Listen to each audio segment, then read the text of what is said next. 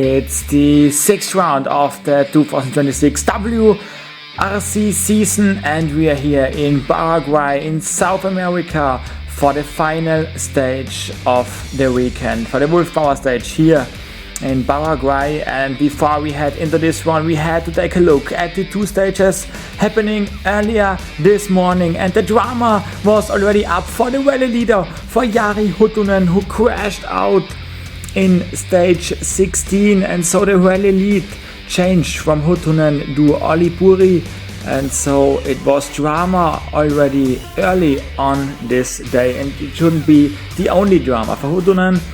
Okay, but a tough one to take. It would have been his second win in his career in the WRC, but with that one he is out and game over. And more drama for Simon Wagner, who got a late puncture in stage 17, so in the penultimate stage he got a puncture, and so he dropped down out of the top 10. He's still in the top 15 places, but he had a strong top 5 going, and so also for him it was drama on the final day. And then we have the top 3, now a bit mixed up, with Georg Linnamäe in 3rd place. Though the Estonian, this would be a great result for him.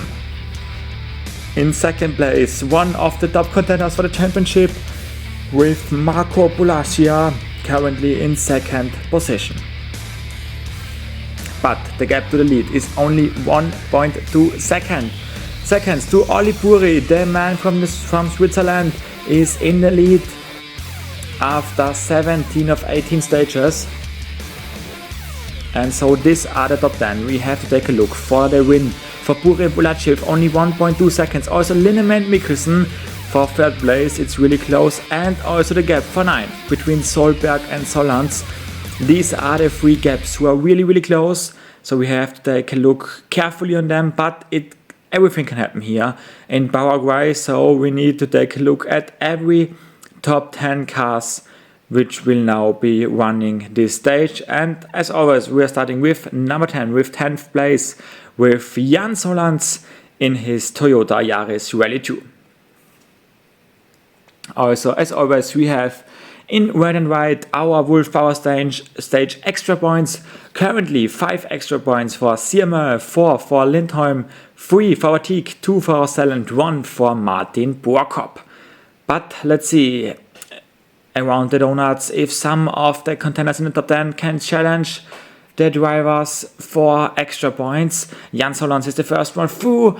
His time is at the 28th, and so it's not one of the fastest times. But still, for Solans it will be a top 10 result, and we will move on to the next one, to Oliver Solberg after Jan Solans. Let's see what Oliver Solberg can do in this final stage. The time of Solans, to be correct, it was a 28.6 time, and so it's still the battle between Solberg and Solans. It was 0.2 seconds between them, so it should be also a 28 time for Solberg at least, and not behind the 28. He comes for the finish line, it's 28. He stays in front, 28.7, so it's only a gap of 0.1 seconds between Solberg and Solans, but he stays in front. No extra points for him, but still, it's also a top 10 for Solberg. Next up, Oleg Christian Wavy, a Norwegian, now up on the road after the Swedish driver. Now we have the Norwegian driver in his beautiful blue Bauhaus Volkswagen livery. Around this donut section, he's taking a quite interesting roundabout here. Solberg was really wide and really drifting through this donut, and he was taking the slower line, I think, but maybe not, because the time it's at 28.8. Okay, so it's 0.2 seconds behind Solans, 0.1 behind Solberg. He stays up in the lead in front of them, but also for him no extra points. Now the Keko is the next one on the road. He is already an event winner this season, and he is fighting to get closer and closer to the front positions in the championship. He had a tough start to the season, in his Citroën, but with a win and with a good result also in Finland. He moved up quite a few spots in the championship, and also this time it will be a top 10 result. It will be, I think, at least 7th place, and the time looked faster. It's at 28.3. So it's not the fastest, it's the 7th fastest time of all drivers, but still the fastest of the top 10s so far. Now Pepe Lopez, the Spanish driver with a co-driver from Venezuela. So the co-driver is, of course, it's the nearest event for him, and so a big one for the co-driver for Ferra. But problems for Lopez. I think he needs to change the tire. I think it's a tire down for Lopez. Yeah, it's the left rear tire for Pepe Lopez, and this is drama, because normally a tire change would be around 2 minutes, and 2 minutes lost would be for Pepe Lopez at least a drop. He would be still in the top 15, but it would be a big drop for him. So drama for Lopez. We move on to Lukyanuk in the Skoda, but we will take still an eye to Lopez. He will pass him here now. Here is the co-driver, and there is Lopez changing the tire. Difficult situation also for the safety crews and safety marshals here, but Lukyanuk is through cleanly. And I think he is pushing. Luciano seems like he is pushing. Let's see what the time says in the end. Oh, the time is at 28.5. So he is in the mix with all the other ones, but not the fastest time. And now Andreas Mikkelsen and Dan Maurice. This duo is already well known in the Rally Championship, and they are now up on the road. And we see Pepe Lopez is back on track. Let's see, he comes now through the finish line. And the time, he drops 2 minutes, a bit more than 2 minutes. So this is a big drop for Lopez. He's now currently not in the top 10, currently in 10th place, but with still 4 drivers to come, he could drop down to 14th place. And now Mikkelsen is really looking fast. It's at 27.2. So it's the fastest time of them all, faster than CMA.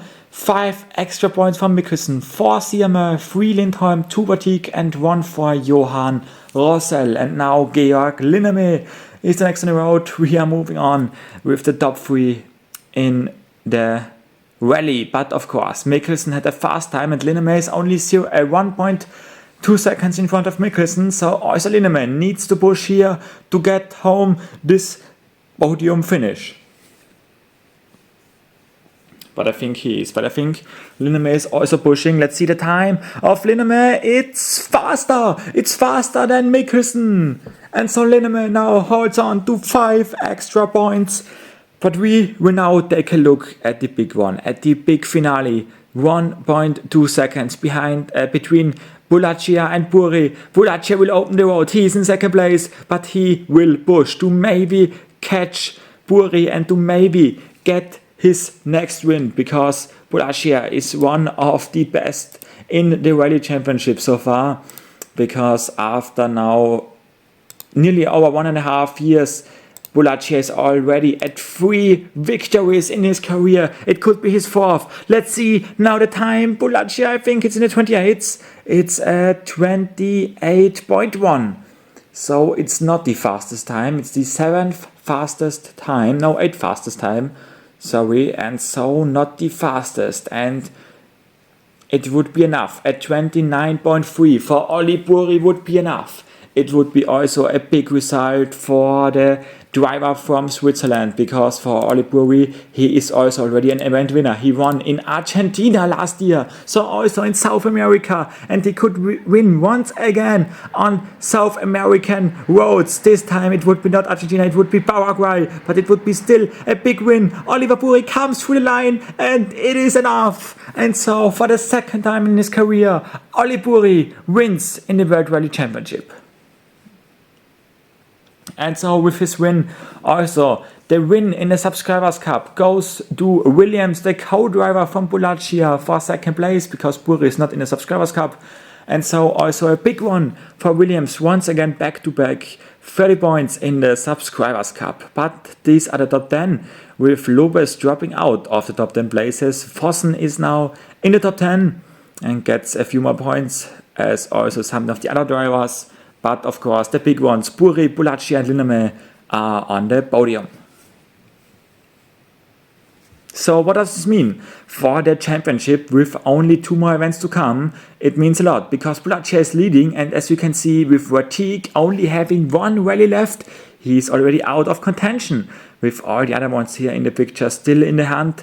And also there you can see not every drivers are in, and from 16th place on, from Emilian Top on, no driver can win the championship, so we only have a battle with 13 of the 34 drivers left. So a lot of drivers now out of contention, but it will be a big finale with 2 rallies to come.